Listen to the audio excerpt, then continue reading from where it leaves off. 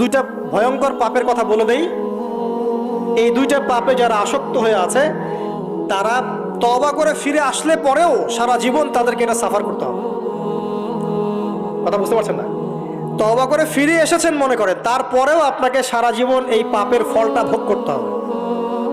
এক, মাদকদ্রব্য দীর্ঘদিন সেবন করেছেন, তওবা করেছেন, ফিরে এসেছেন, আল্লাহ হয়তো মাফ করে দিয়েছেন, আল্লাহ পাক মাফ করে দিয়েছেন, বাট আপনি আপনার দেহের যে ক্ষতিটা করে ফেলেছেন এটা পোষাতে পারবেন না।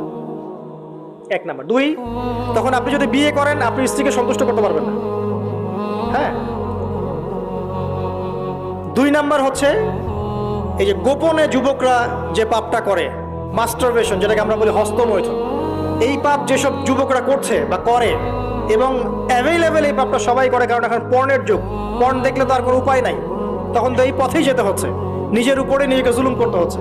যারা হস্তমৈথুনে অভ্যস্ত হয়ে গেছে এরা যদি